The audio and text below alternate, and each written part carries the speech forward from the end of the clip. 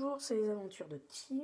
Donc, je vous fais une nouvelle vidéo. Cette fois, ça sera une série qui qui s'appellera Les Chroniques de l'Auto. Donc, je vous parlerai des nouvelles voitures, des courses automobiles à venir et qui sont déjà passées.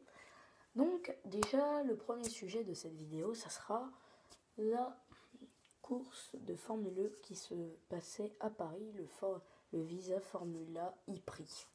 Donc, déjà, qu'est-ce que c'est? Bon, moi j'y suis déjà allé, je vais vous montrer. J'ai le ticket. Donc, je vais vous expliquer ce que c'est. Déjà, une Formule E, ça ressemble à ça.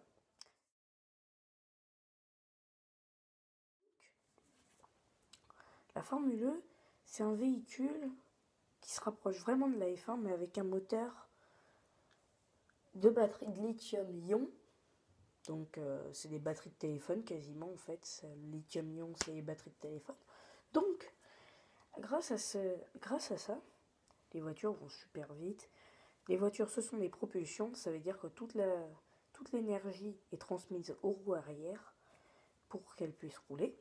Et donc, ces voitures se rapprochent de la F1, sauf qu'à la place de faire un gros bruit de moteur de F1, gros bruit de moteur atmosphérique, vont faire un bruit très strident, un petit bruit comme un sifflement. Et donc, voilà. Donc, ça fait quand même une voiture assez puissante. La puissance en kilowatts se réfère à 250 chevaux, ce qui est déjà pas mal.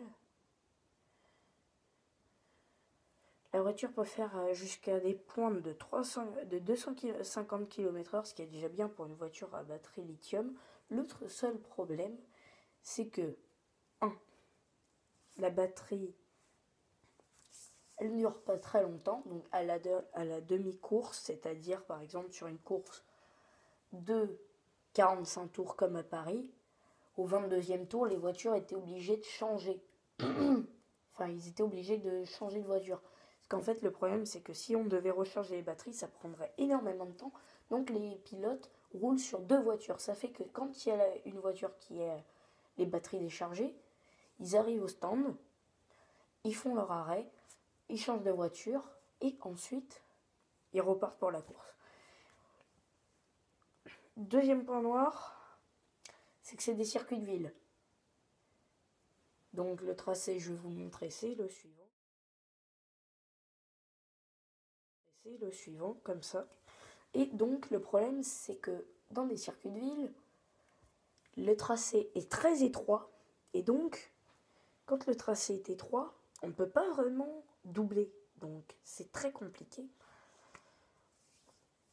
Donc je vais vous expliquer un peu comment ça fonctionne. Déjà, je vais vous montrer une manette.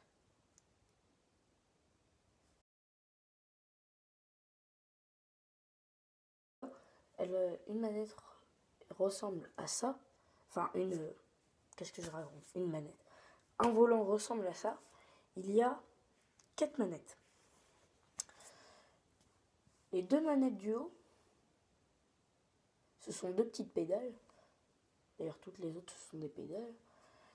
2 palettes du haut, ce sont pour les changements de vitesse. C'est l'embrayage, etc. La palette qui se trouve tout en haut, la toute petite, c'est le fan boost. Donc le fan boost, en fait, c'est la Formule I, la Formule E. C'est une voiture, enfin c'est une course qui se joue comme sur les réseaux. C'est une course interactive qui se fait sur les réseaux sociaux, sur Instagram, etc. Et donc, grâce à ça, les 3 pilotes qui obtiennent le plus de votes ont une augmentation de quelques kilowatts, c'est-à-dire la puissance électrique, qui est augmentée pendant 45 secondes. Ça fait qu'ils sont plus rapides que tous les autres pilotes.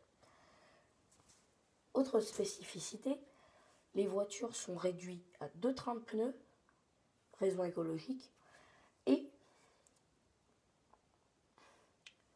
Et donc, je termine sur le volant. Les deux pédales qui sont à l'arrière, on appelle ça des palettes. Celle de droite sert à accélérer. Celle de gauche, pour éviter de tomber à court d'énergie en course, quand le pilote freine, il récupère de l'énergie. L'énergie perdue au freinage est récupérée pour la suite de la course. Donc, lorsqu'il freine, le pilote, il enclenche la pédale, ce qui fait qu'il récupère toute l'énergie perdue.